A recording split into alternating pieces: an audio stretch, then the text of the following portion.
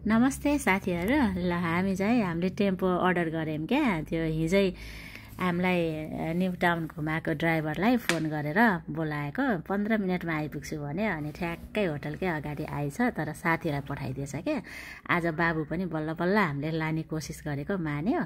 4 जनाको लागि अलि ठुलो चाहिँदो रहेछ। उसको चाहिँ 3 जना मात्रै चढ्न मिल्ने भएर अनि भाडा पनि त्यसको ठ्याक्क डबल लाग्दो रहेछ हैन।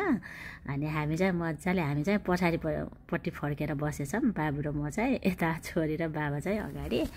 कस्तो राम्रो के है, कति रमाइलो ठाउँहरू, यति रमाइलो हेर्दै हेर्दै सिनहरू यस्तो राम्रो के। अब हजुरहरूलाई पनि देखाउँ न त सिन भन्दै देखाउँदै छौं।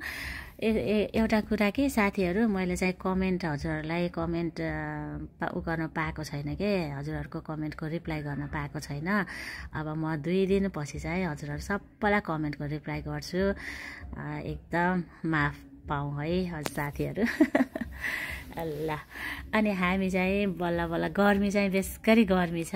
अनि त्यहाँ पुगेपछि चाहिँ त्यहाँ चाहिँ के अरे उसले चाहिँ ड्राइभरले चाहिँ मजाले त्यो ठाउँको बारेमा पुरा बयान गर्दैछ क्या। यो ठाउँ यस्तो हो यस्तो हो, अरबिक कन्ट्रीको थियो पहिला, अनि भुइँचालोले यस्तो भएको भने बुढो चाहिँ भित्र हेर्नु न एटिएम सेन्टरमा गएर पैसा निकालेर ल्याउनु भयो। अनि उसलाई फेयर दिएर अब हामीले बोलाउँछु अनि आऊ है भन्यो। अनि ओके भनेर अनि हामी चाहिँ यता गयौँ।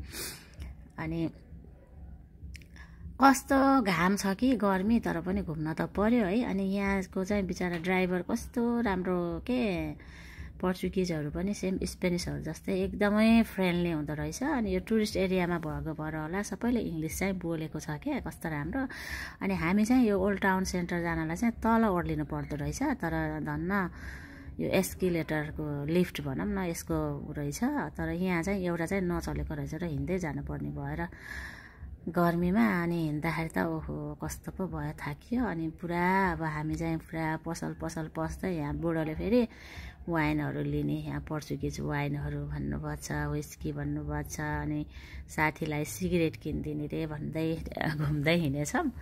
अनि किनियो पनि के। अनि सबै कुरा किनियो। अनि घुम्यौँ एकछिन। अनि जे चाहिन्छ त्यही किनमेल गऱ्यो। अनि उताबाट गयो भने चाहिँ उता समुद्रतिर जान्थ्यौँ। ओहो भयो, समुद्र त नजानी भयो। घरतिर जाऊँ भनेको माथि हेरेको 33 डिग्री रहेछ है। आमामा टाउकै दुख्यो हामी त। अनि त्यसलाई बोलाइहालेको, ल 5 मिनटमा आउँछु भन्यो। त्यतै नजिक रहेछ। अनि हामी चाहिँ ब्याक भयौँ क्या। कस्तो गर्मी लाग्ने क्या हामीलाई है। अब 33 डिग्री त हामी पहिला नेपालमा त सधैँ बसिराखेको हो नि त है। बानी, जे कुरा पनि त बानी त रहेछ। हामी चिसोमा बस्ने बानी भएर त गाह्रो भयो हामीलाई। अनि अब चाहिँ छिट्टो कतिखेर होटल पुगेर एसीमा बस्ने भएर हामी त फर्क्यौँ के। फर्केर यही भिडियोहरू एडिटिङ गर्दै बरु चिसोमा आनन्दले यहाँ लाएर बस्नलाई कति। छोरी र बुढो चाहिँ फेरि निस्किनु भयो क्या, के बिर्स्यो भनेर किन्न निस्किनु भयो। म त कोठामा, आहा कति चिसो छ।